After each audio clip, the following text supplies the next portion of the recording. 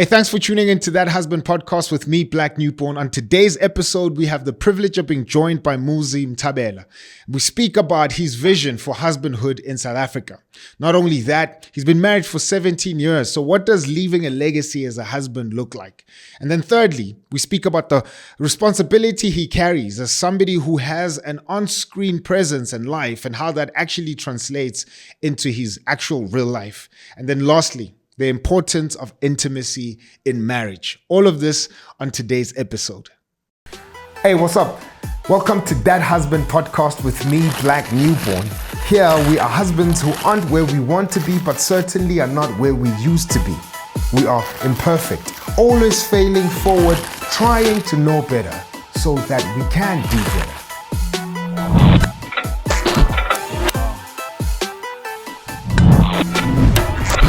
Hey, what's up? Welcome to That Husband Podcast with me, Black Newborn. This is where husbands try to know better so that we can do better. Before we get into this episode, thank you again for supporting all the work that we're doing by buying us coffee. There's a link in the comment section that you can click and buy us as many coffees as your heart desires so that we are energized to keep on making this content. Secondly, if you are looking for an MC, a voice, a face for your next event, please consider booking me as your MC. That's at booking@blacknewborn.com. That's booking@blacknewborn.com. The husband that's sitting across the table from me today is none other than Muzi Mthabela. So how are you doing? All is well. Thank you so much for gracing us. Thank you. This has been one that we've been looking forward to. Just seeing all the work that you're doing and how you champion manhood, how you champion husbandhood. I say, and it's something that I want to get into, just like finding a husband for South Africa or a father for South Africa. I'm like very few men just in the history of our country kind of occupy that place in society where you look across and people would agree and say, now that's a guy to listen to, and so we very humbled. Thank you. By you being here. No, thank you. Yes. We're gonna get into the conversation, but before we do that, we're compiling this resource, this book, and we want to put names of husbands in this book who are not superheroes, husbands who are failing forward, who are trying their hardest to take the responsibility of being a husband seriously. And how we do that is we ask our guests to give us two names of husbands who either inspired you to get married or husbands who inspire you to stay married. I think for me, the first husband who inspired me with one thing from Baobaba, that was my grandfather. Sure. Umzolo, my maternal grandfather. I saw how he treated my grandmother. Umkhulu I often say he was a gentleman par excellence. Sure. That man was loving, was gentle, strict, shy, but when was shy njalo. But he was a very gentle soul. I think he also wanted to be a husband because of how he grew up. Sure. So what he modeled for me was this is how a father is, and this is how a husband treats his wife. By the way he treated my grandmother, the way he called my grandmother. Sure. He used to call my grandmother Mngami, my wife. That's exactly how I call my wife. Sure. And because of the influence that I saw of his in my life, I then began to realize the importance of a father figure in a child's life. I began to see one day I would love to be this kind of a husband to my wife. That's number one. Number two is my father, Mthabela. My father loves my mother.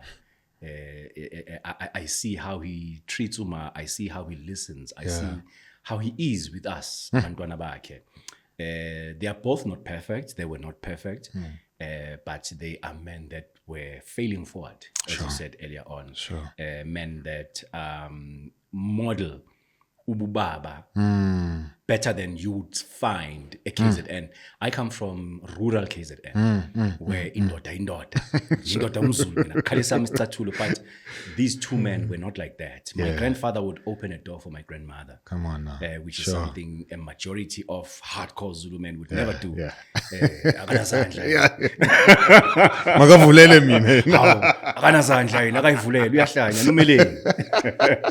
But my father was not like that. Is not like that. My grandfather was not like that. So they inspired me. That's great, man. A husband one day and to model after them. Sure. Your dad is still alive? My father is still alive. I consult with him a lot in terms of izinto zobubaba. If I speak, I'm going to send him a link for this podcast. Sure.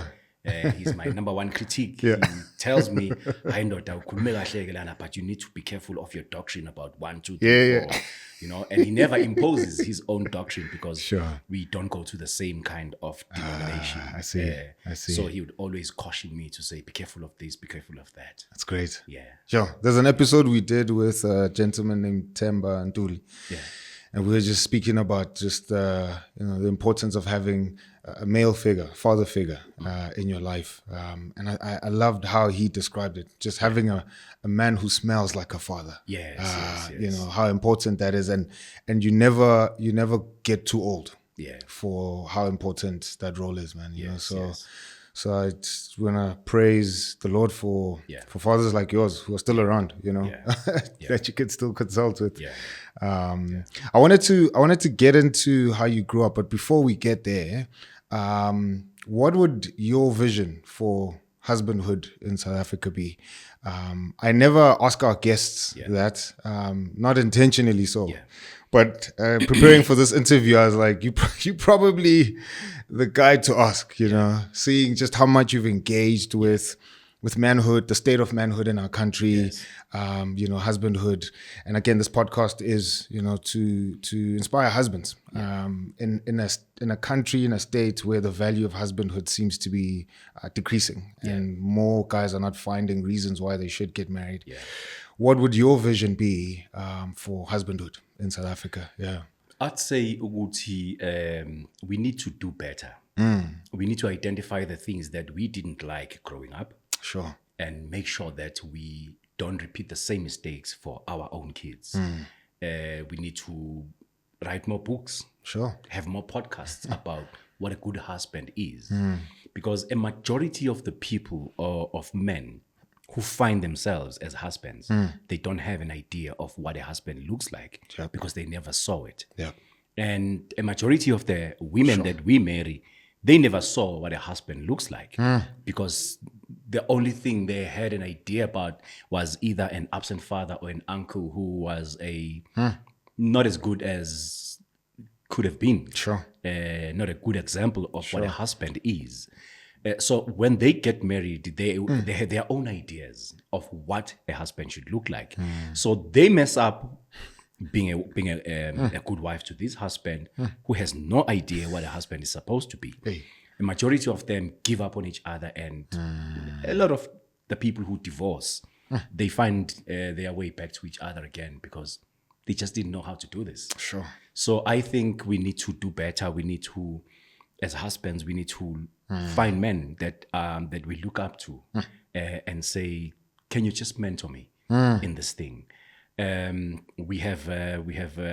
I'm a member of Grace Bible Church, and this coming weekend we have a men's breakfast where we'll be dealing with a lot of the issues that the 21st century man is facing.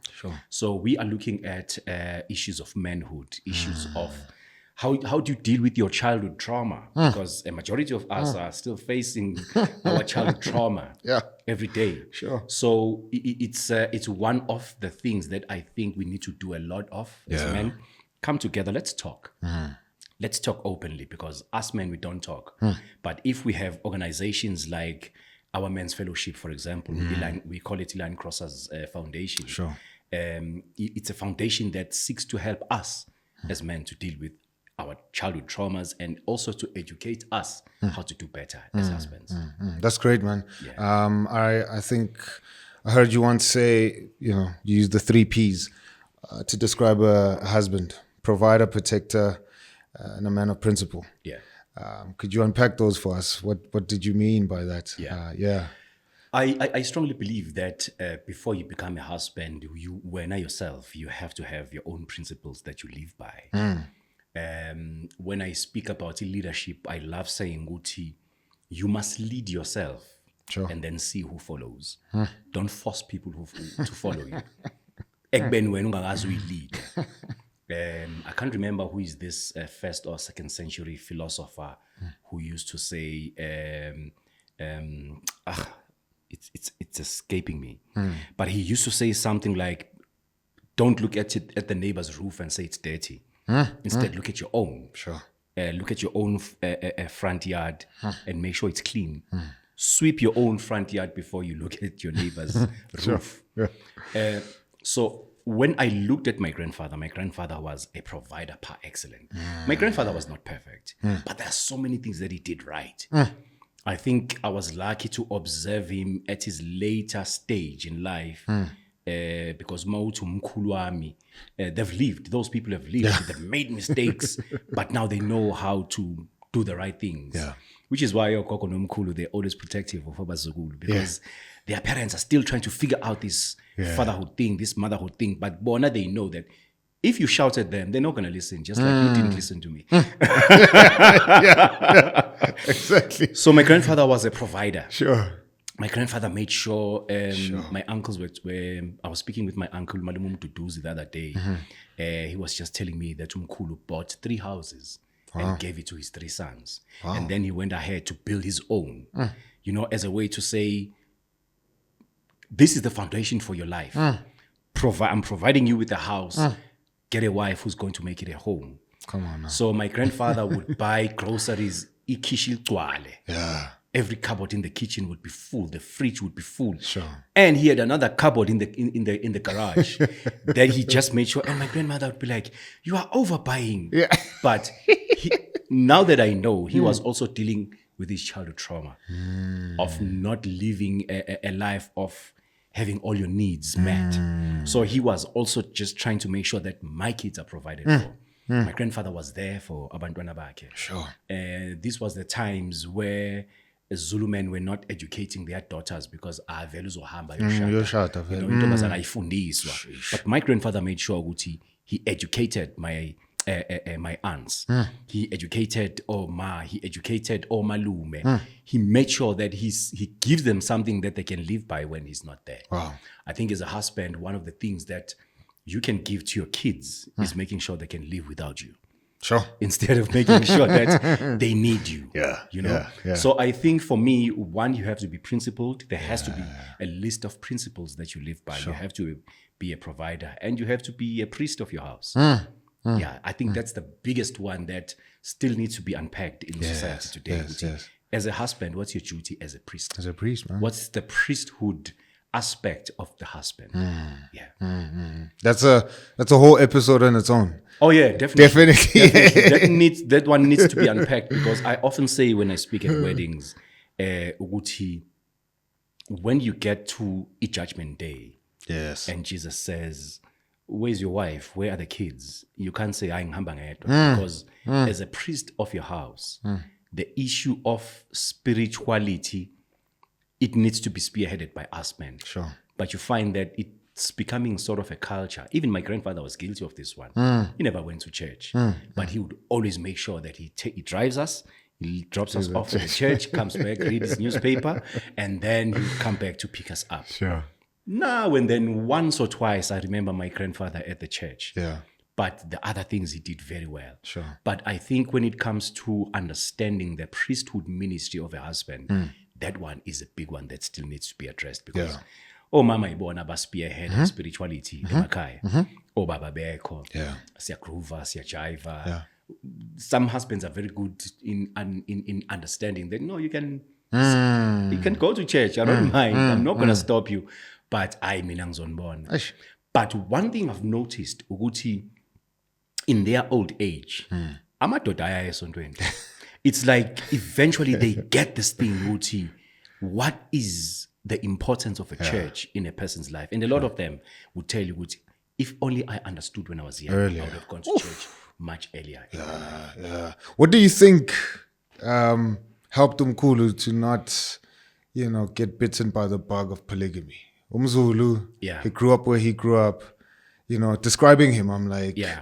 yes, that's rare. Yeah. For him to raise a family, and I'm assuming it's probably a big family. Yeah. Well, how did he escape that?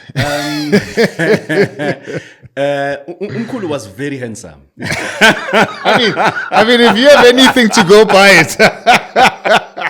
No, my grandfather was a very handsome man. And he had Umkulu ilabantu ababene, today we call it uqobo. But Umkulu was that gentleman. He walks into a space, he takes over. Sure. Umkulu was that guy who had a strong presence. Sure. Very lovable. He was charismatic. People loved him, and those who hated him, they hated him because he was loved. They hated to love him or they loved to hate him. Either way, he was that guy. Sure. So naturally, women would gravitate to him. Yes. So when he was younger, my grandmother used to tell us stories of how girls threw themselves at him. And because my grandmother was dark, so I'm a yellow bone, would always come and say, So in his younger days, she fended off a lot of women who were throwing themselves at him. And my grandmother tells us stories. There were ladies who would come and challenge because she was a nurse. Yes. Who would come and throw tantrums at the place where she worked. Yes. And then she would just come and say to him, talk to so and so. Yeah. Talk to your girlfriends. And Uti, the moment my grandfather would find out that she knows about a certain lady, she says he would make sure he breaks up with that lady, and but that was in his younger days. Yes. When he became older, he focused more on making sure that he takes care of his family. That's great. I think he realized that you know what, you can philander, but it's not gonna fulfill you. The only thing that fulfills is the role of a husband, and it was a good one to my grandmother. That's great, man. Yeah. You've already kind of explained, just the role models your dad, your grandfather were. You were born at Showe. I was born at Showe. The proper pronunciation is Ekowe. Ekowe. Yeah, but white people changed it to Showe. Yeah. So my father and my mother, they met at Claremont. My father was a student teacher and my mother was a student. Okay. My mother was tall, so this guy took advantage of a schoolgirl. See. So my mother was tall, and teachers used to like calling her Umkabai. Okay. Because of her stature and her presence. So they met, and my grandfather got umsebenzi eShowe. Okay. So they left Claremont and they went to rural KZN, where I was born. And my mother had already conceived. So when they got there in 1977, then I was born eShowe, eSibhedlela. I was raised by ugogo nomkhulu, very good family. I always say I was lucky to have been born in that family because my earliest memories were fond memories. There was a lot of laughter in the family. Oma Bami, they used to laugh at almost everything and anything. They would laugh at people. And I remember good stories about my upbringing. Of course, everything wasn't perfect and rosy. There were those issues that often come with big families. But the majority of the time, it was very fond and loving memories. How was when you step out of your home? Yeah. When you think of all the other men, as older husbands, fathers. Because I obviously was, trying to dig and find stuff, and in one of your interviews you said that at some point you had dreams of becoming a husband. Yeah. And, in your young adult life, you kind of veered off. Yes. Did other things. But how was marriage, Ashoy? When you looked at other families, how was, manhood? Impilo yasemakhaya, it has a way. It has its own ways, but things have transformed a lot since then because of television, social media. we've become a global community. Sure. We can no longer say intombi zasemakhaya ziziphatha ngendlela ethize, obaba basemakhaya. But there are still those sentiments zokuthi this is the role of a man and this is the role of a woman. Sure. So I grew up in an environment where mawumfazi umfazi, mawuyindoda uyindoda. There were certain things that a privilege of men you can philander around, but a woman can't. You know, so it was a typical environment yasemakaya. Sure. But where I grew up, because kwakusemshinini kashukela, it was a compound of a company that made sugar, a Hewlett. So sikhulele endaweni kashukela where they used to make sugar from sugar cane. So we were surrounded by sugar cane fields. Sure. So it was a closed community in a way. Yoguti people came from wherever they came from, but they came here, and there was a subculture of emagudu and Tumeni, because we were sort of like elite compared to other areas, because Hewlett made sure there were school grounds, made sure Guti there was a stadium, you know, so there was some kind of a structure that did not exist kwezinye indawo zasemaphandleni emakhaya. So we were sort of better off because we had electricity in the early 70s, but the people around us didn't have ugesi. So we were sort of privileged emagudu. And the company really took care of its people, even though there was a lot of segregation. And one of the beautiful stories that I love about my grandfather, when my grandfather got there, his segregation was so strong and so direct, and it was not even covert. There was oppression, and my grandfather tells stories of how the Indian people, for example, would send their colleagues to say, go fetch my lunch at home. You know, it was that kind of an environment. There were beautiful houses, and then there were nicer houses, and then there were black people's houses. I don't know what it is about us. Regardless of the situation, we always find a way to make fun. Yes. It was so beautiful to be in our environment. But only when you look back, you realize that, man, we made artwork out of, you know, out of debris.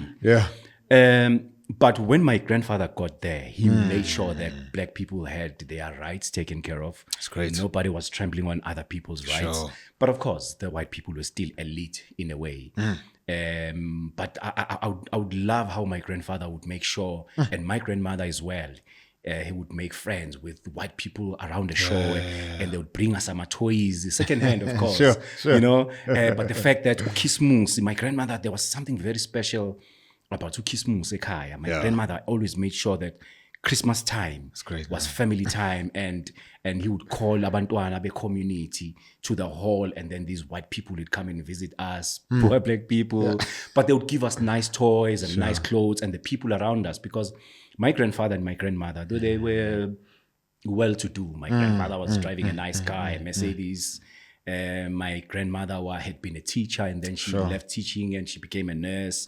So they were well off. You know, but they had a heart for other people. It's great. They always took care of the community. I think I learned a lot from my grandmother as well. In the sense that ugogo bebathanda abantu. And she served people. Sometimes my mothers would be angry because she would borrow people money when it's time to pay. And they are coming to pay, and she'd be like, do you have anything to eat at home? And then she'd be like, okay, you can pay me next week. And they'd be like, Coco, why are you giving people money? And, you know, because you know, so she was that kind of a person, and that's the environment I grew up in. That's great, man. Were there any like formal structures that taught you guys to become men? No. Or you probably now in your older age, in hindsight, were there other things where you like, maybe, you know, Umalumum Tutus helped me with this. Or maybe, you know, that teacher in school helped me with this. Not necessarily. It was all informal. Okay. Because my family was close. Even my uncles were like my fathers. Okay. Because I like I said, my mother and my father met Ebushen Babo. But then I was raised by my grandparents because they were still young. I'm a parents' army. But everybody took care of everybody. Sure. My uncle, Malumvusi, he's late now. He also took care of us. At some point, I lived with them. At some point, I lived with Malum Mtuduzi. At some point, I lived with my grandmother, Obese Mlazi.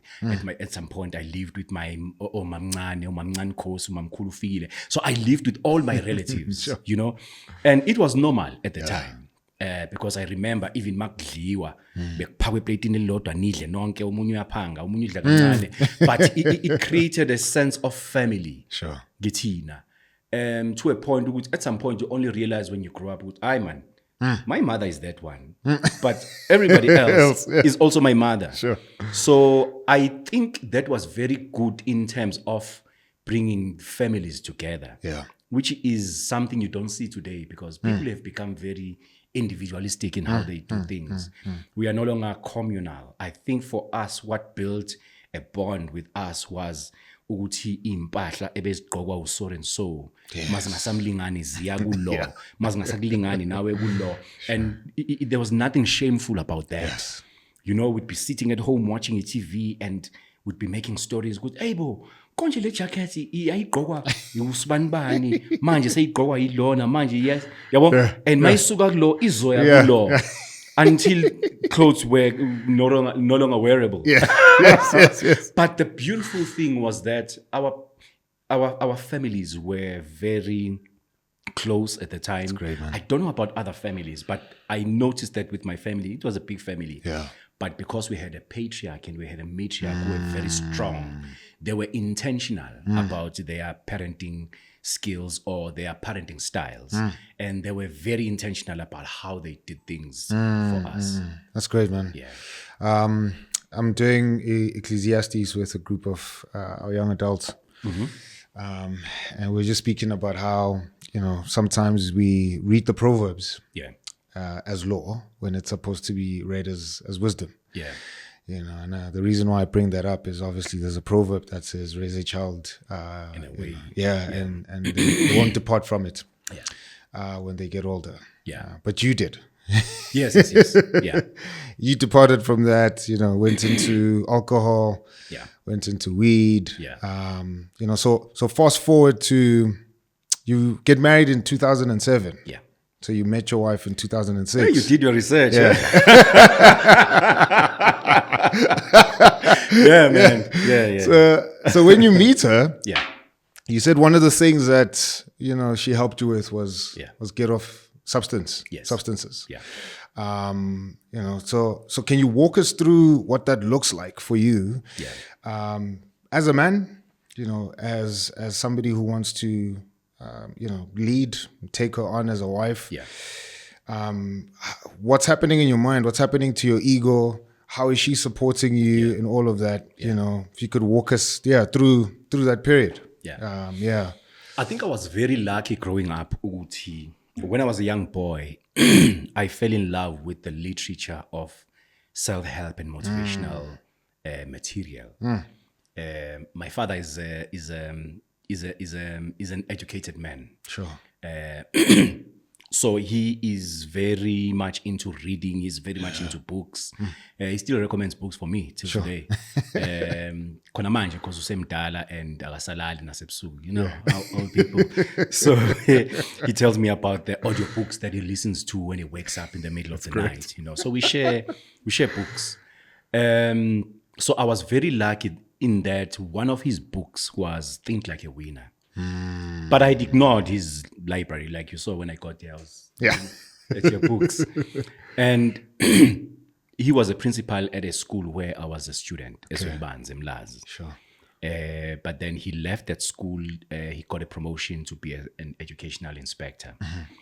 And then when he delivered his speech, he quoted from this book. The book was called Think Like a Winner. But the quotes that he made changed something in me. Sure. He said it went something like, if you want to change your life, you need to change your thoughts. When you change your thoughts, you change your beliefs. When you change your beliefs, you change your expectations. When you change your expectations, you change your attitude. When you change your attitude, you change your performance. Sure. But when you change your performance, you change your life. Come on now. And then the author, and then he read something the author had written, Uti, you cannot change your life by changing your life, but you need to change the steps that lead to eventually your life changing. I was like, whoa, there's a book that writes something like this, not just geography, biology, you know? So I said to him, show me where you read this from, because I didn't even want to read the whole book. He was like, no, read the whole book. Sure. So I started reading the book, and then I got to that quote. I still have that book because when I started working, I made sure that I buy books. Yeah. So when I started reading the self-help and motivational books, I fell in love with the idea that in order for me to be successful in life, I need to know the principles. I need to walk by certain principles. I need to understand the power of my mind. Some of the books that, in fact, the very first book I bought was the book by Dr. Joseph Murphy, The Power of the Subconscious Mind. Yeah. So I fell in love with the power of the mind, the power of the conscious and the subconscious mind. Sure. So I knew that even when I was veering off the path of righteousness, I knew that I was going off. I knew the consequences of me drinking and smoking and fornicating. I knew exactly where that would lead me. Sure. Eventually, that small voice, that still small voice that speaks with you when your friends are gone, it kept saying to me, are you aware that you're not going to reach your destiny if you live like this? Do you want to die young? Because when we had our drinking sprees, every morning without fail, I would feel bad. Why did you drink so much? Sure. Do you even know what you said to people? Sure. You know when people come to you with here's another one. Sure. Don't tell me. I don't want to know. When you did this and that is all. Serious. Or when you wake up and you're looking at your phone, you call so many people. Like, what did I say to this one? You know? So eventually something said to me at the time, because I did not understand the lingo. It said something like, your grace period is running out. If you don't change, there's going to come a time when you won't be able to change. So I realized, Guti, I need to stop smoking. I knew even as I was still smoking after that voice spoke. It wasn't an audible voice. I don't want to sit and claim what I heard God. No. It was thunder and lightning.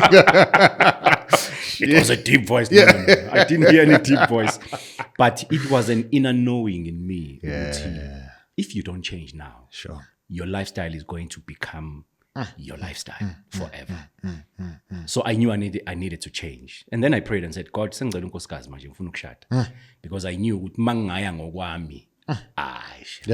Ngizozifunela nje umapakisha onecleavage enhle onjanjanjan, but I knew that God knows me. So if ngithi ngicela ukushada, he's going to give me my partner. Sure. So I prayed and said, God, sengifuna ukushada manje ngifuna ukushintsha impilo yami. I started by it took me long to stop drinking alcohol. That one had really become my lifestyle.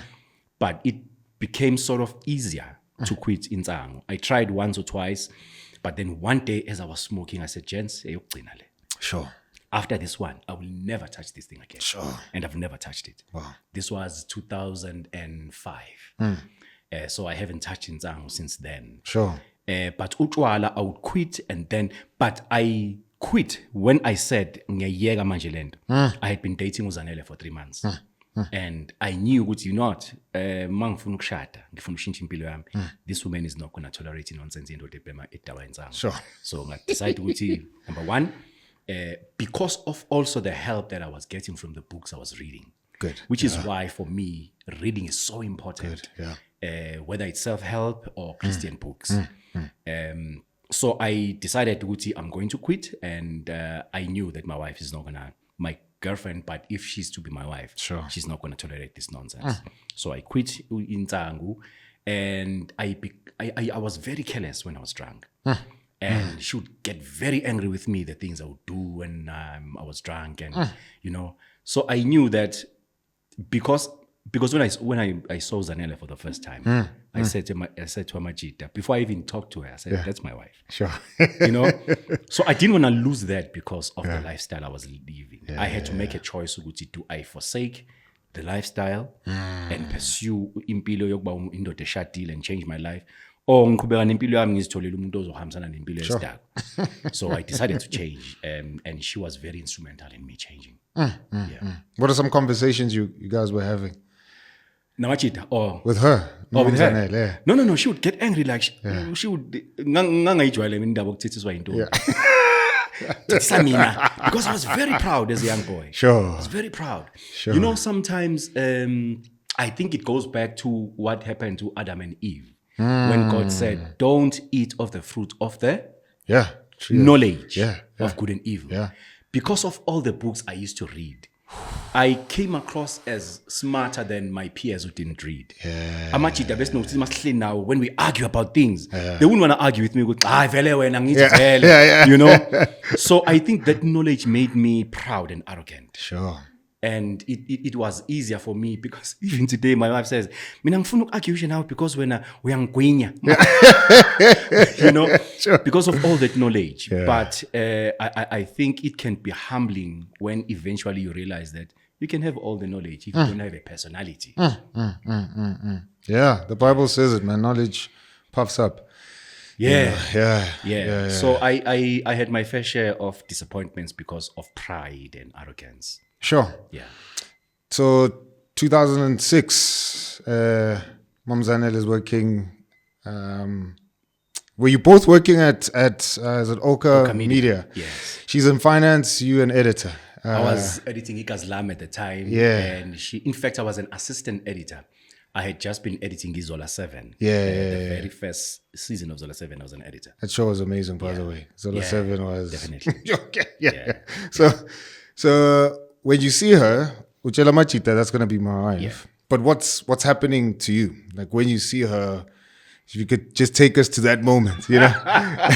Because the thing is, you've been married for 17 years now, you know?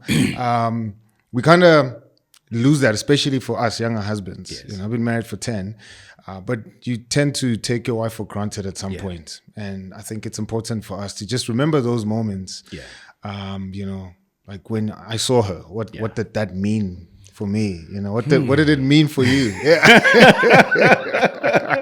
Okay, so I saw her for the first time, and you know, there's a love that comes when, or maybe a lustful love that comes when you see, let's say, for example, my crush used to be Eva Mendes. Yes. When you see Eva Mendes, you see this woman that you want to touch and you know sleep with, and you know.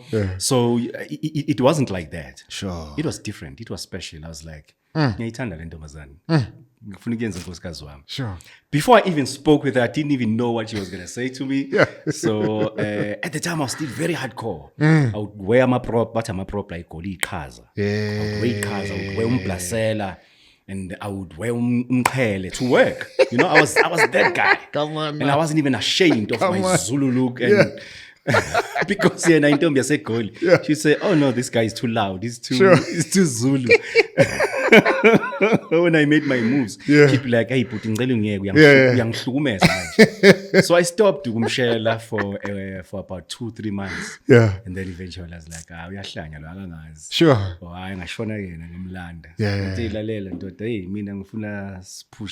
Sure. And I think after a while she had observed, because she then began to observe, how does this guy behave? How is he around people? So I think something in her sparked some love, and then she gave me a chance. And almost 20 years later, she's still with me. Yeah. You guys dated for a year? Yeah, we dated for a year, and the second year, then ngamtshela ngathi siyashada, and then she was like, "Actually, hey, yazi uNkulunkulu inkunzumalanga." God is a superstar, man. You know, so siyajola, I had just bought my house, and so she would visit me, and so siyaxoxa this one day. It was January. Yes. Bekade ngiye emakhaya ngo December. So it's January. I had just come back from home. So she comes to see me, and you know, so my life was now getting in shape. So I say to her, "Listen, ngifuna ukwenza ugogo wabazukulu bami." So she knew what I meant by that. Uthi ngifuna ukumshada, because she knew I didn't want to have kids outside of wedlock. because myself, I was born outside of wedlock. So I say to her, listen, ngifuna ukwenza ugogo abazukulu bami. Sure. And she's like, She thought I was joking because of how casually I said it. Yeah. So I say, okay, so it's January manje, makuphela inyanga, I'm going back to KZN. Ngizokhuluma nobaba and my uncles. And I'm going to tell them that we are coming. Sure. Yeah. She's like, okay. Sure. So I say to her, that weekend of the 22nd of April, we are coming. Sizolobol. Sure. I see. Pelinyanga, I go home, I tell my father and I tell my uncles. My father says, let's drive to your uncles. So we drive to Uncle Uvusi. Samthatha saya kwamalume uMduduzi. Okay. There we sat and then my father's like, aye, inini nikhulisele ingane. Uthi usebone intombi afuna ukuyithatha. Awu ngempela so cabanga senze kanjani? 22nd of April siyolobola. Sure. Okay, so my father drafts a letter. I give her the letter. I come back to Joburg. I give her the letter. He's like, "Hey, Morgan, too serious? It's too late now. You can't say no.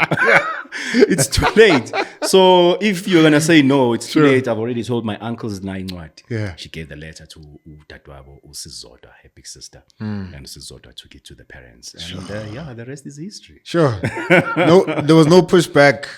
The fact that you guys had only been together for a year. No. Okay. The only troubles, I think my wife wanted to be a wife as much as I wanted to be a husband. And she wants to make umshado wakhe work as much as I want mine to work. Sure. I don't want to have umshado that is a failure. Yeah. And she also doesn't want to have umshado that is a failure. Sure. I think if my wife was somebody else, she would have divorced me a long time ago. But had it not been for her being a forgiving wife, you would have another guest here. But we made sure that we put in as much work to make it work because we both want to make it work. Sure. I think umshado becomes a bliss and a blessing when both of you want to make it work. Yeah. Yeah. Yeah, that's good. Yeah. Yeah. Spoke us through the journey of being a father of two. Yeah. Two girls. Yeah. Sheesh. Yeah. So in 2008, my firstborn daughter was born. Yeah. Usibusisiwe. Muzi Mthabela.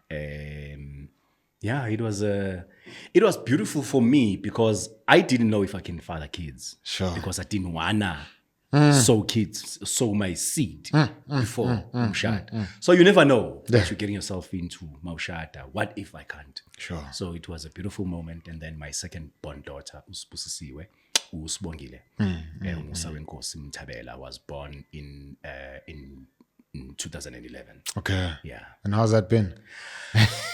I have loved the journey of having been a husband, now becoming a father. Yeah. Because it's something I had always looked forward to. I had always wanted to create a family like my grandfather. I'd always wanted to be a husband like my grandfather and my father. I had always wanted to start my own nucleus and Sure. and practice everything that I've learned from Umkhulu and also from my father. But also my uncles, I looked up to them a lot. Yes. Since I was a little boy, Uncle Umalum Vusi had been with Auntie Smangele. Umalum Mduduzi has been with Auntie Joyce. Sure. You know, so I didn't see them beshintsha a divorce ayishada nomunye. So if I came with that, ngiyithathapi, because my grandfather didn't divorce and remarry. My father Mthabela didn't divorce and remarry. So umkhube nguthathapi loyo. So I have to make it work because the people that I look up to have made it work. Yeah. Sure. Yeah. No, that's great, and we need more of those stories. You know, I think for majority of us, we tend to look outside our families because we don't have a choice. You know, the models, examples, and stories we have within our families is a history of divorce, and so we have to look up. The thing is, you can't create something you've never seen. Sure. So I think with a podcast like this one, where people can see, good, I wanted to divorce this girl because of 1, 2, 3, and 4. But here is the same issues. This guy's been married for 17 years. This guy has been married for 20 years. And he's making it work. And he says forgiveness is perhaps let me forgive. Yep. Perhaps let me forgive my partner. Why? Because they've seen it now. Yeah. So I think with more husbands that you call to a platform like this one, people will see themselves. Sure. They'll see the same situations that they are facing. And then they'll go back and say, you know what, let's make this work. I'm willing to let that go. I'm willing to forgive that. Because a lot of people are learning principles that they never even thought about from this podcast. So what people need is to see. Sure. And then you create what you see. What you've seen. Because, for example, whether you like it or not, there are young people who look up to you. Sure. You didn't ask them to look up to you. Sure. They just like your style. They listen to your music. They watch your podcast. They see you at the mall with your wife, and they see that and they want to be like that. 15 years later, you want to divorce your wife? Hey, sorry to interrupt your viewing. If you haven't subscribed, please do subscribe. If you haven't hit the notification bell, do that so that you're always updated on the episodes that we drop. What are we about here? We're about husbands who want to know better so that they can do better. And with that in mind, here's another husband coming up next week who gives us stuff to know better so that we can all do better. Right? Check it out. But yeah, balancing marriage and ministry. No, it's good if you're not a different person as well. If you're living a double life, it will kill your wife. If you have something else in church and something else at home, it will destroy her.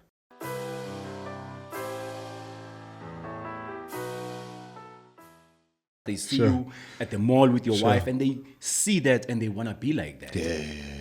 15 years later, you want to divorce your wife? One of my lecturers, Ubabunhlanhla Zwane, tells a story of how when he grew up, he was clever as a gas. He was called Ujaman. Sure. So this one day, I knew what lentwana yancanywa. You know, I would go to a place la besidlala khona isnooker, uthi lentwana begqoka njengaye. And his style was changing, ikhuluma njengaye, nesnooker besidlala njengaye because he looked up to him. Sure. Uthi I knew at the back of my mind uthi ayangincanywa lentwana. Uthi one day ngafika esnookeni ngidakiwe. Uthi when I got there, this light was like, Jaman, kanti uyaphuza. You know, Uti, I never conscientized myself in what this boy was saying until one day I saw him drunk. But I knew exactly what he's drunk because he's seen me drunk. Uti, if ubabunhlanhla uyaphuza, kusho ukuthi hawu utshwala bu-right. So there's a lot that is your responsibility by virtue of you being you. Yeah. Whether you ask them to look up to you or not, you have a responsibility on people who are looking up to you. Because we are a community. Unfortunately, manje people baphila ngale principle ethi no, do you, I'll do me. We can't do you. We are a community. We are a society. It's like people saying, hey, I don't care what people think about me. Namang. We are a community. We are a society. I care, what people think about me. I care what people say about me. And that's why I also have to be conscious of what I say about other people. How much do you feel that weight?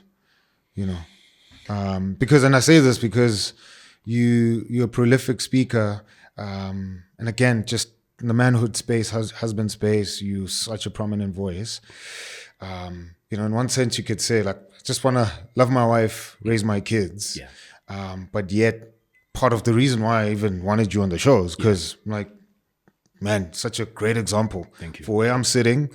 My dad left when I was 15. Part of why I make all of this stuff is just so that I don't have that in my family narrative, divorce, a father who leaves, and then I see you from a distance, and I'm like, yo, that's somebody I want to draw from, somebody I want, to get inspiration from.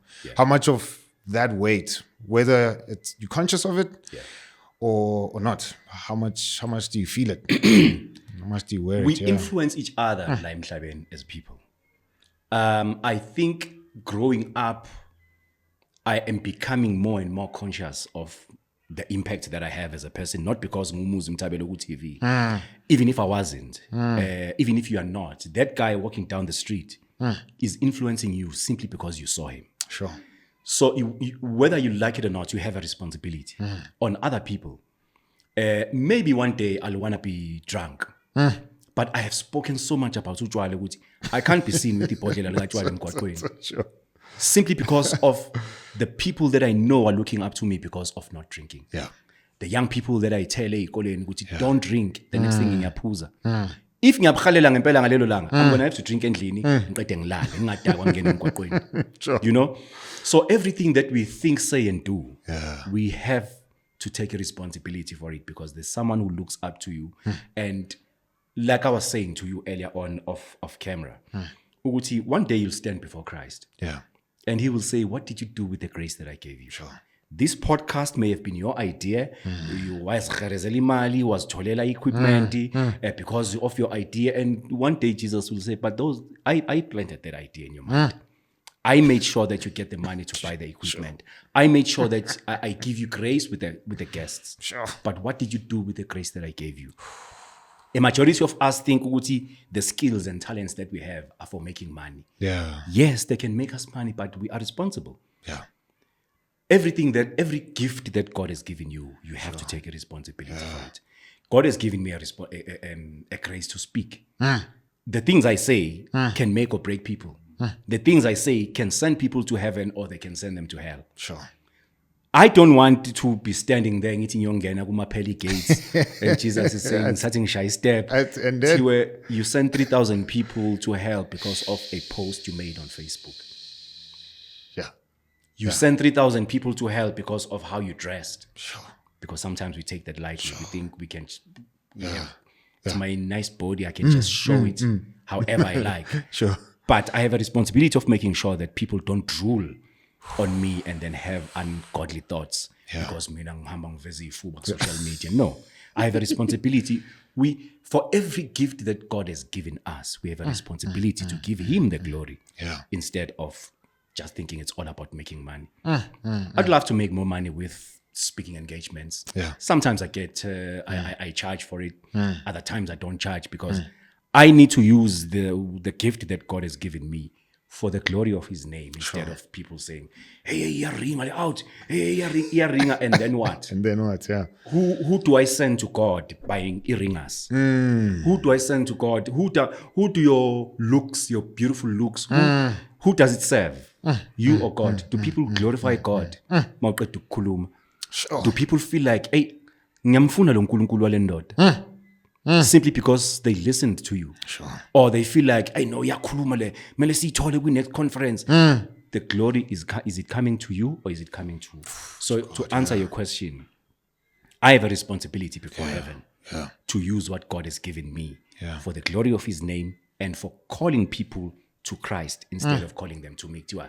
Hey, ring out. No, we are ring up, but then who gets the glory? Is it just me? Kunesisho sesiZulu esithi ukreza. Ukreza, it's what boys do when they are milking a cow. They milk into the bucket, but every now and then they milk into the mouth. Sure. But elders know that you do that. Yeah. It's done. But you can't be milking the whole cow into your own stomach. You milk into there, but you also get that one. Sure. As people who carry the graces of God, by the mere fact that you've called me here, in a way, it gives me some level of glory. But when I get here, I must give the glory to the owner. I must give the bucket full of meat to the father who owns the cow, who sent me to say, go and milk my cow. Sure. But for the mere fact of being a vessel of God, you get the glory of being used by God. But now don't take the glory that doesn't belong to you. Because remember, the Bible says, when God created man, He crowned him with glory and honor. So there's glory and honor that's due to you. Somebody once said something, they said there's something called the Lucifer syndrome. Lucifer was not happy with the glory that he got by the mere grace of standing before God. The Bible calls him a covering cherub. There are many doctrines about what he was covering, whether he was covering God from us or us from God. It doesn't matter. The fact that he was there in God's presence, he began to think all the praises that the angels, when they are singing and singing Holy, to God, holy, he began to feel like, hey, this should be coming to me. Sure. I think as vessels of God, we do make the mistake of thinking the glory that is due to God has now to come to us. The moment that happens, mfana, you're going down. You're gone. So to answer your question, I do feel the responsibility of using what I have been given, the platforms I've been given, the doors that are open to me that have been given. I do feel at the end of the day, I need to acknowledge where they come from instead of thinking, no, doors are opening because no, because I read all those books. Who planted the seed in my heart to read those books? Because other friends were not reading books at the time. So today, yes, I'm reaping the fruits of having read all those books before. But who sowed the seed? Yeah, that's great, man. That in itself was the grace of God. Me hearing my father delivering a speech on that day was the grace of God. He made sure I hear. And he made sure he plants the seed of saying, you can speak like that if you read the books that he has read.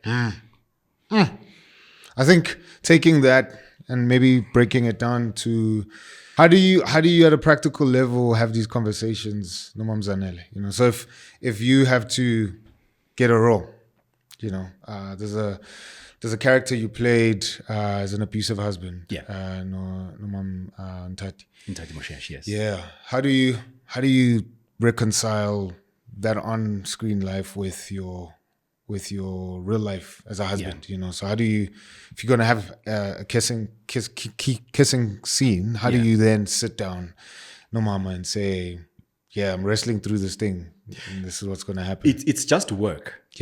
But I think what keeps her at ease is knowing that I'm not going to pursue a relationship just because sengimqablile. If I was a kind of a character that she knows then she wouldn't be at ease. So I have a responsibility to her to make sure she doesn't feel like now she's in competition with my characters in or my characters in now. So my responsibility is making sure she knows my heart, she knows the kind of a person I am, so that she doesn't feel threatened to you know. So I think, but also it's an ongoing thing. You don't just overcome and say, I'm a hero now. We are like a boxer in a ring until we die. We are faced with these challenges all the time. Because truth be told, some of the people that we work with are people that maybe you've had a crush with since childhood, you know, since high school, and then it's like, now it's my mind, you know. So you never get to a point where your chips are down or where your fists are down, where you relax with no.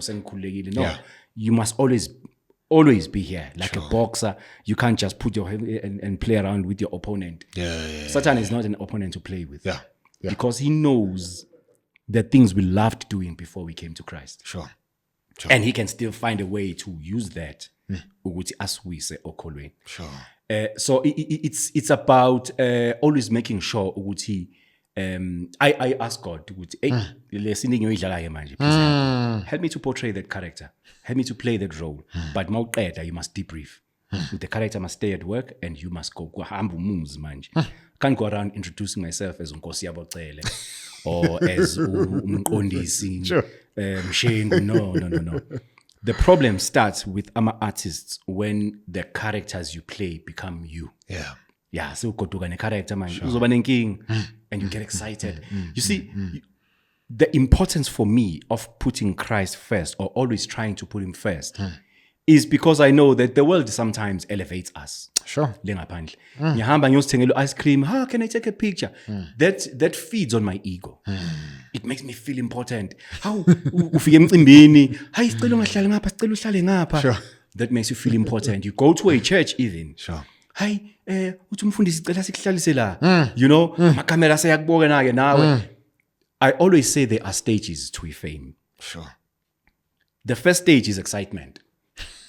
You get excited, you get famous, and then people begin to recognize you. Nobody used to recognize you before. Nobody cared about you before. But now everybody recognizes you, and everybody wants your attention. It's like, hey, I'm excited. Hey, the next stage is expectation. You begin to expect because you begin to expect and if they don't, all hell breaks loose.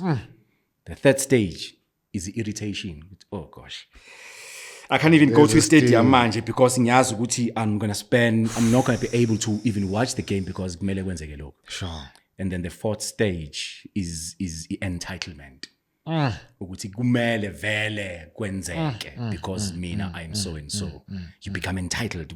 Ngifuna bangiphathe ngaleyo ndlela because this is me, you know.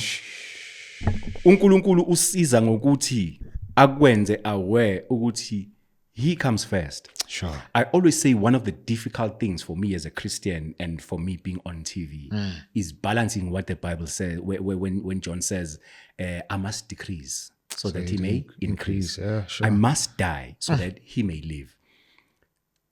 Christianity iti mangife mina. Ukuze kuzophila yena kimi. Sure. I must be crucified with him so that he can live in me. Yeah. But the secular world says, elevate yourself. Yeah. Zveze. Yeah. Take the best picture. Sure. Take another one. Yeah. And then you show the world the best one because you are elevating yourself. You are promoting yourself. Sure. So I think for me, trying to put God first all the time is what helps me to stay grounded and not think too much of myself as a so-called celebrity or as a famous person. Sure. So I think that's the balance that we need to try and strike. How has God used marriage to humble you? Because,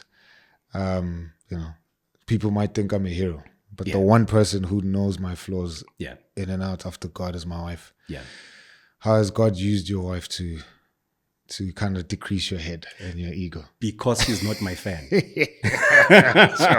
Sure. My wife is not my fan. Sure. I think uNkulunkulu also for me was strategic in the sense that I met my wife when I still worked behind the scenes. Okay. So we didn't meet because of all this. Sure. We didn't meet because ubhutwe TV.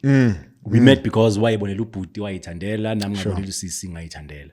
So ekukhuleni kwethu sikhule ngase ngiba exposed to the camera. So she's not here because she's my fan or she didn't have a crush on me because she saw me on TV and then she wanted to be close to me. Sure. And now that she realizes ukuthi ngama fault, it's like, this is not what I signed up for. Sure. Mina ngifuna leya character, ngifuna unkosi yabocele mina not lombhedo engubona la. So I think that helped me in a sense that mangibhedo uyangitshela. Sure. No. What you did there was wrong. And le picture we postile is wrong. And helping a Christian as well, it helps because mayikhuluma nami akakhulumi nami as uzanele, ukhuluma nami as umntwana kaNkulunkulu. So if ezoza, I think that's the problem when we deal with each other as people. Yeah. If you're gonna come to me and say, ngithi kuyena ungasigqokelisa isiketi, it's too short, I say so. It's a problem because as people we are not born to subdue each other. Sure. So the moment umuntu etshela into you are here. Yeah. But if as a quote scripture, it's according to the Bible. You can't do 1, 2, 3, and 4. Yeah. You can't be seen doing 1, 2, 3, and 4 because God says it. Sure. I think where people begin to resist each other when you come to me with your ego. Because mawuthi kumina ungaliphuza ikofi ngizothi kusho bani. But if I say according to Genesis 1 chapter 2, asiliphuzi ikofi Bible lisho njalo because God is saying it. Yeah. So I think when she talks to me, she speaks from a woman of God perspective. Yeah. I think a lot of wives would need to hear that, along with husbands as well. I always say having the same worldview is such an important thing in marriage. And obviously the Bible says we mustn't be unequally yoked. But it's having a standard that's bigger than yourselves. Will definitely help. Especially in moments of conflict, you know. I think maybe to come to the end, there's a talk you gave around intimacy. Okay. And you gave the acronym for for intimacy. So I just wanted to go through that, and just I think some of those things are beneficial, especially for husbands who are trying to be better as husbands.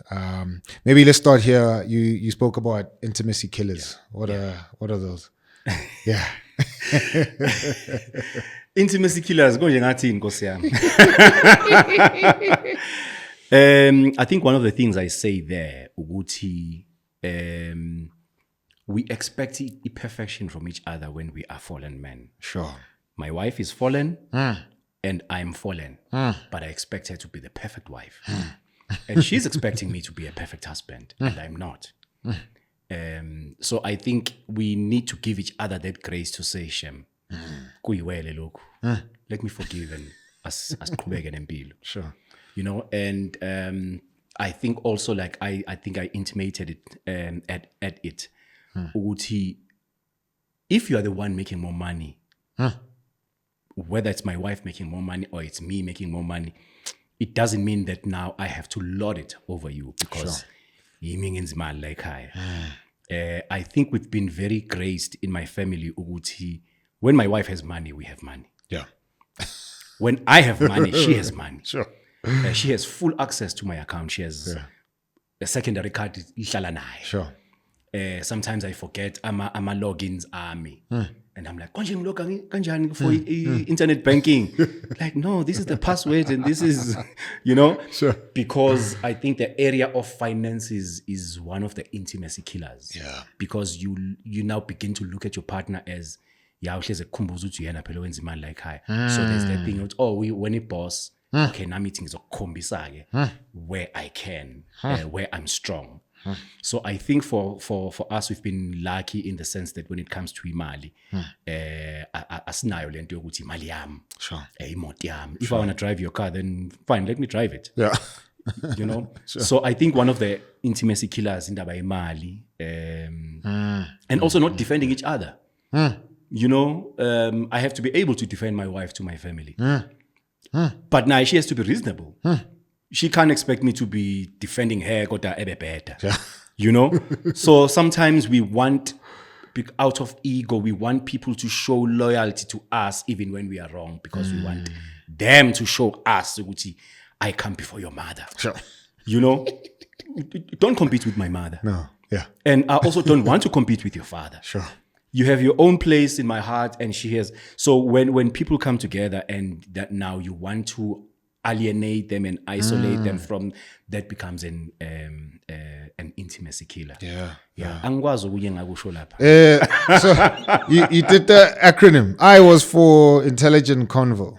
Intelligent conversation. Yes. It's very important to have a partner. Speaking of unequally yoked, in fact, this is what I was thinking. Yeah.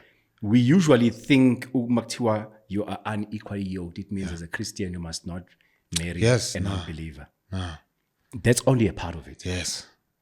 It's a problem if you are going to marry someone even though we're Christian. Yes. I see you are a reader, and when you're busy, you are funda, and other women are going to start appreciating the fact your mind. Sure. You know, it's like, I love listening to this guy. And now, if you are not a reader, then it becomes, or if you are not interested in growing yourself. Yes. And when we are both Christian. But when we are sala, and that's why my wife also encouraged me, Uti, when she went to Bible college, she says to me, join Anawe Bible college. Sure. So that she's cool kanye. Sure. Ngingathi ngikhuluma any language when usakhuluma any language. Yeah. You know, so that's also being unequally yoked. So you have to have a partner or lingana naye in terms of your growth and in terms of your worldview. That's great. It doesn't mean that your partner needs to be formally educated to be intelligent. Yeah. No. Yes. Yeah. You can be not formally educated. Yes. But you have to make an effort to read. Sure. Go to a bookshop, read books, buy books. Yes. You know, listen to books. You listen to books. Sure. Instead of always listening to radio, I'm not speaking by radio, but instead of always listening to radio, put in a message tape. Sure. Listen to a motivational tape. I mean, to these things, you don't even have to buy them anymore. You can go to YouTube, download the motivational video, which is an hour long. You are driving to KZN. Uyayidlala lento. Khona la uzoloku uhlehla khona. And they will change your perspective about certain things. Sure. I was giving a talk izolo in one company. And one of the things I said, Uguti, I'm losing my train of thought. Sure. Ibalekile. beyidlula. Izabuya. Sure. Yeah. Okay, maybe we could go to the second one. Yeah. The N in intimacy, which you had initially labeled it as naked. Yeah. Umama wathi cha. Let's make it nurturing. Yes. Yeah. There are things I don't know that she knows. Okay. And there are things that she doesn't know that I know. Yeah. So she has to nurture me and I have to nurture her. And we both have to nurture our kids. Sure. Other than our nucleus, we also have to nurture umphakathi. Sure. We have a responsibility with umphakathi, whether you like it or not. If you are making enough money, you can just choose a family and say, I'm going to buy these kids school uniform. Sure. You can look around and see who has a need and start nurturing. What is it that when people look around, it reminds them of you? Sure. That's where you are nurturing. That's great. Yeah. The T is trust, which is probably a big one. You know, Yeah. Trust is built over years, but it can fall in a second. Yeah. What would you say to that? Yeah. Trust one another, but also know that I'm trusting a fallen man. Sure. Sure. I think for me, this is the biggest one because the issue of sin is a pulpit. Mfundisi wami is not perfect. He has his own achievements, but he has his own character flaws. He's a leader. He has a sin issue. He's got his good sides and his bad sides because of sin. I have my own achievements, but I also have my own downfalls because of sin. The president has got his sinful side and he's got his good achievements. Sure. Everybody is affected by sin. Yeah. Interestingly, coming here, I was listening to Amachita, WhatsApp group that we have, MOG. It's called Men of God. It was an organization where we used to go on Fridays and pray together. Sure. So they were talking about these things, and they are talking about the fact that you know what? In fact, to Pastor Nhlanhla, he was saying, we were complaining about Intwana as eskoleni Petimbazo. So somebody posts and they say, this is happening because we removed God from the schools. Sure. And then he says, no, it's because of sin. Because man is fallen from Genesis chapter 3.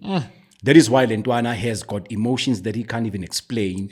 So for him, the only way, why? It's sin. Yeah. Sin, and then he says sin is in schools. Yep. Sin is in the banking system. Yep. Sin is in arts, government, arts, everywhere. Everywhere. As long as human beings are there, there's an element of sin, and it makes us act in a certain way. You trust when you're dealing with your partner. Know what you are dealing with a fallen man. Yeah. And for you to live with each other for 50 years, it's not because they didn't sin against you for 50 years. But it means you forgave them and you try to trust them again. Imagine where we'd be if Unkulunkulu didn't forgive us. Yeah. Unkulunkulu knows that you are going to sin tomorrow, but he still trusts you. Yeah. So why can't we trust each other? Sure. And once you say, I forgive you, you can't remind me. Because uNkulunkulu nakakukhumbuza izono owazenza after you ask for forgiveness. Yeah. So for me, I think one of the things I say in that presentation was that we have to seek to be Christ-like. Sure. That's what I would say about is it N or T? It's T, yeah. Sure. No, that's great. You know what they always say, if you find a perfect church, don't go there because you're going to ruin it. Exactly. So, there isn't a perfect church. There isn't a perfect institution. Yeah. And the reason as long as is humans are there. Humans are there. And I was saying to the same presentation I was making Izolo in this company, Uguti, as actors, sometimes we get to a production and you hear the culture. I was talking about the culture of a place. And you get to a production and then Mafia just, Sure. You know, and then you fall into the abyss of the culture of the place. You know, whenever I get to a production, I'm not expecting a perfection from any production. As long as there are human beings there, it's faulty. Sure. Yeah. So ungangikhipha kule production ungifake kwenye ngizothola inkinga zakho. Maybe they will solve inkinga yale ngiphuma khona, but wherever I'm going, kuneyinkinga zakhona ezazingekho na. Sure. So as long as they are human beings, there will be an issue of trust. There will be an issue. Sometimes the person who loves you the most is the one who's going to break your heart the most. Yeah. Are you going to leave them? Uzomthola perfect. Ngoba nawe awukho perfect. Yeah. Before we go to the next one, you made a point about not bringing up past sins when you're forgiven. Yes. That is tough. That's why I say, if we seek to be Christ-like to begin with, then we will be like Christ. Yeah. I remember making an example about how Christ forgave Abantu when he was hanging on the cross. You have to understand the pain that Jesus was going through when he was on the cross. Yeah. One pastor explains, Uguti, as he was hanging, so the nails would tear this part of his palm. So for him to decrease the pain here, he has to push himself up. Yeah. While pushing himself up, the pain is exerted on his legs. His back is torn. On his feet. Yeah, his back is torn and he can't breathe properly because of the diaphragm. So he was explaining all of that guy. But in the midst of that pain, he was able to say, I forgive you. So somebody may say, yeah, but it was Jesus. Sure. Stephen. Sure. Stephen said, Lord, may you not remember this sin against them. I mean, I'll forgive you. So you see, if Jesus did it, and Stephen did it, it means I can also did it. Sure. Did it. Yeah, but in order for you to train your heart to forgive, you start with small things. Forgive them, it's just a shirt. Yeah. You know, Sure. Once you start forgiving people for small things, you're training yourself to be able to forgive in big matters. Yeah. Sure. It's powerful. For example, you mean to tell me, Uti, our parents who lived with our grandmothers or our grandmothers who lived with our grandfathers for 50 years in marriage, you mean they never sinned against each other? They did. Yeah. But the vision was, we have to make this work. Yeah. So I'll forgive you. And once you say ngiyakuxolela, ayidluli ungalokhu ngikhumbuza njalo manje ngihleke efonini. Yeah, ubhizi nalabantu bakho lapha efonini. Uyaphinda futhi ne-TikTok. So umshado for me i-institution yokukhula ngenkani. Yeah. Umshado forces you to grow. You call it the University of Growth. Yeah, it's the University yokukhula ngenkani. Yeah. The next I is intentional activity. Yes. You have to be intentional about how you are going to raise your kids. Yeah. You have to be intentional about the time you spend together. You have to be intentional. Every activity has to be intentional. It has to yield results. Sure. Yeah. The last one was why? Yearning. I don't know what you... you have to keep yearning for each other. Yeah. And truth be told, there are people out there who look more beautiful than your partner. Yeah. There are people who are more voluptuous than your partner. Sure. There are people who have certain things that you love about a person that your partner doesn't have. Sure. And for me, what is important is to pray every day. Nkulunkulu, help me to love her for the person that she's becoming. The woman that I met 20 years ago is gone. Sure. Physically, science will tell you which cells are replaced every 5 to 7 years. Sure. So physically, that person is gone. It's gone, yeah. The mindset she had 20 years ago is gone. Sure.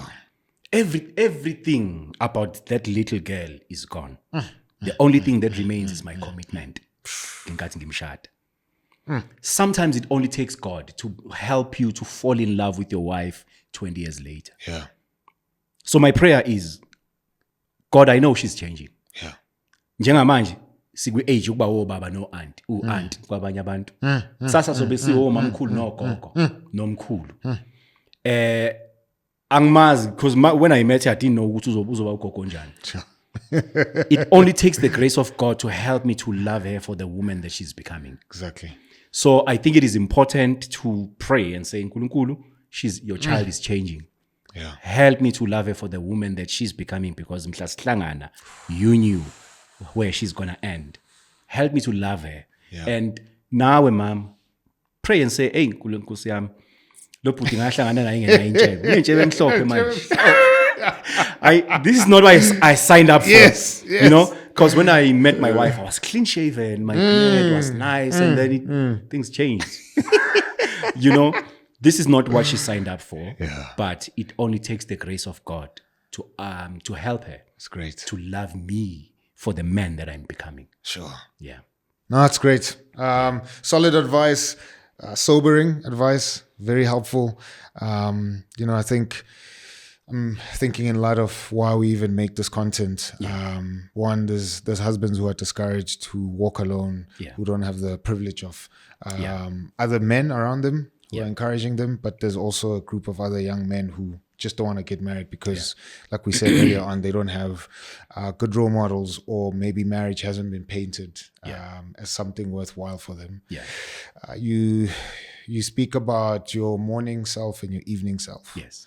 What would you say to those guys that I just spoke to now, or spoke of now? You know, the young man who's like, I don't want to do this thing, right?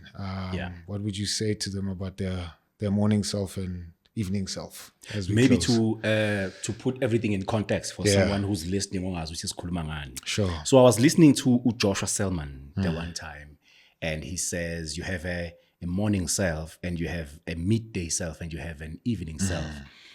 So the first 25, 30 years of your life, that's your morning self. 31 to 60, that's your midday self. And from 60 to child time, it's your evening self. Sure. So he says, what in the morning, ask yourself, or ask your evening self, which is 62 child time, what lessons do you learn about life that you want me to fix today? What things would you tell me to stay away from in the morning? And then he says something very interesting. He says, never be found sleeping during the day. During the day, that's when you work. That's when you buy cars. That's when you buy property. That's when you invest. So that in the evening,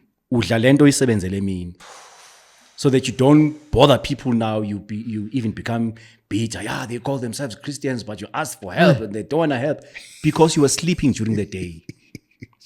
So in terms of your answer now, what would my evening self as a husband say to my morning self as a young husband?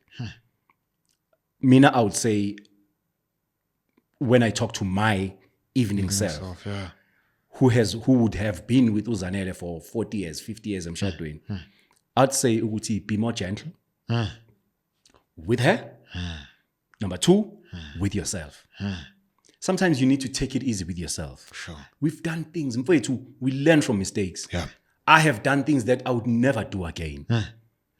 I have done things that make me ashamed with you. What was I thinking doing that? And beating yourself up over and over for the things that you have done that you inevitably would have done because you have fallen. Sure.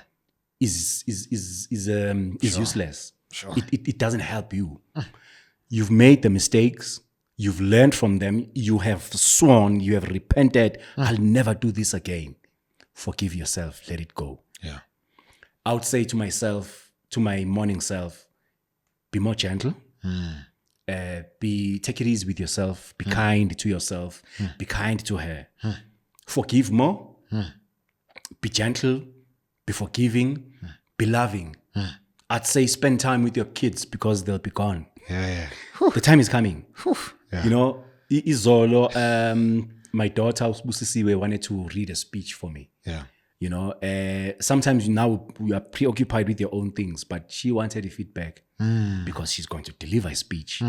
And which authoritative voice is better to encourage her than Babaki? Come on. Yeah. You know, so sometimes we are too preoccupied with what we want, what I need in this moment. She's doing standard 9, man. She's going to talk about grade 11. Yeah. She's doing grade 11. In a year's time, she'll be gone. If she says, Baba, I'm going to go to the University of Cape Town, she's gone. Some holidays, she's going to say, Givagashela, umngani wami ngiyodla Christmas kwa mngani wami. I can't stop her. So literally in her life, I'm left with 1 year. So spend more time with abantwana bakho. Sometimes you really want to do your own thing, but if they want your attention, give them your attention. Sure. Lo mncane ke yena ke ulokuthi baba ngicela ukudansela. Baba ngicela ukuculela. You know, sometimes I'm preoccupied mhlambe with the assignment, but yeah, ngifuna ukudansa ngaleso sikhathi. So I need to give her isikhathi ukuthi adanse. Ngincome mayiqeda ngimtshele how she can do it better.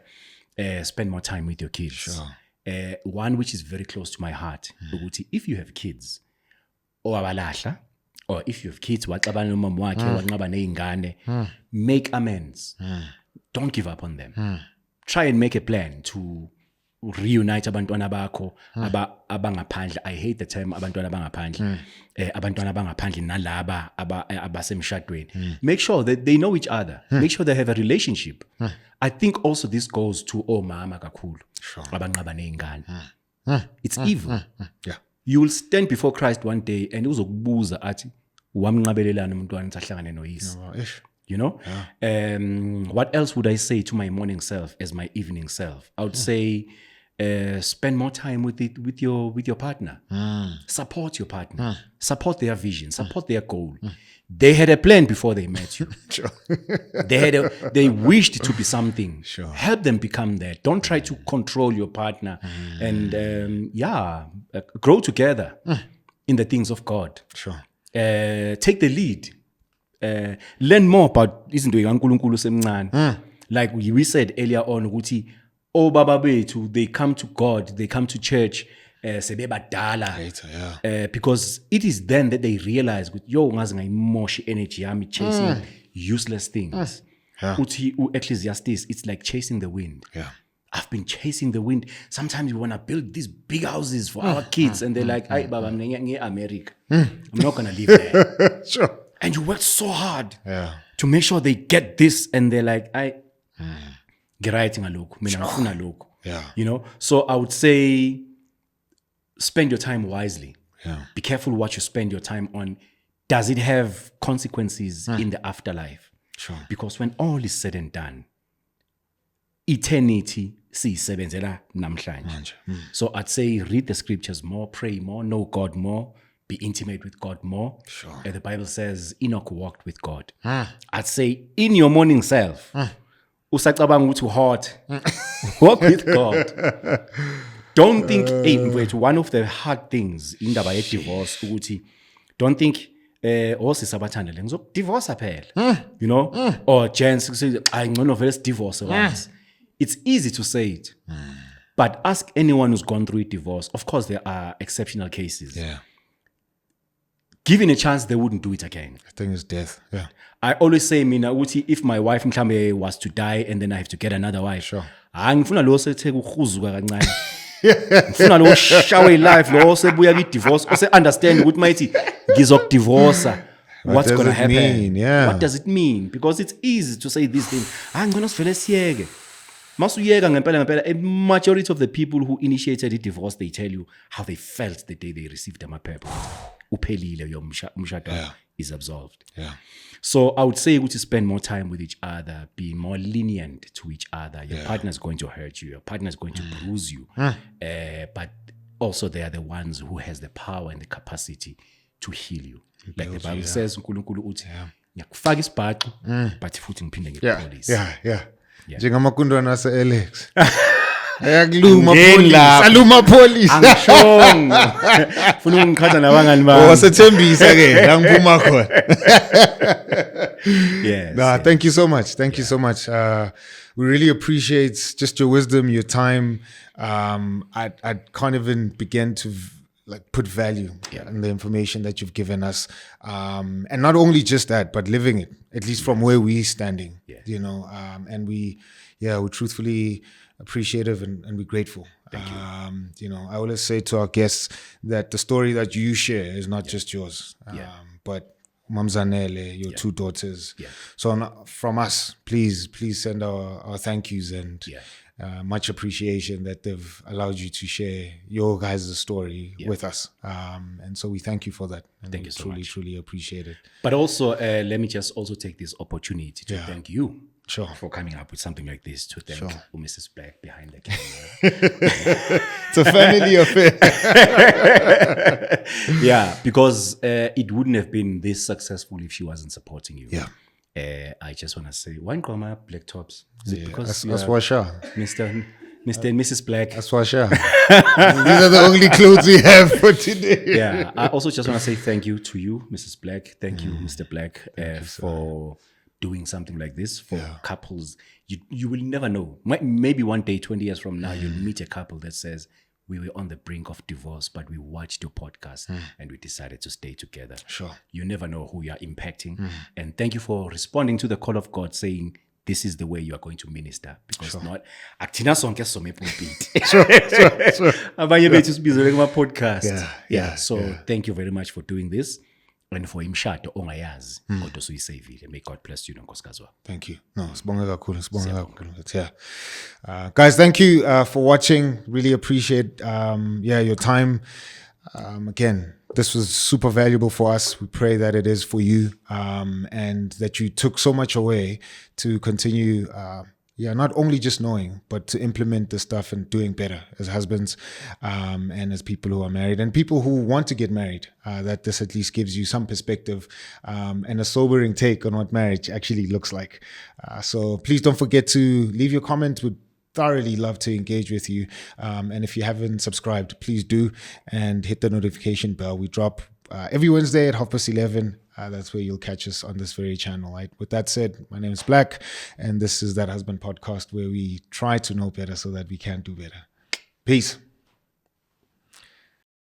Sometimes in a conflict, your partner can be like, okay, it's okay. Yeah, leave it. Yeah. I never allow that. If it's not fine, this conversation is not stopping. We're not giving up on this thing. Sure. We're going to wrestle till this Until, thing. We're not going to, neither one of us. Sure. If you want to give up on this, no. We got to talk this thing through. We got to get to a resolution. That's what marriage is.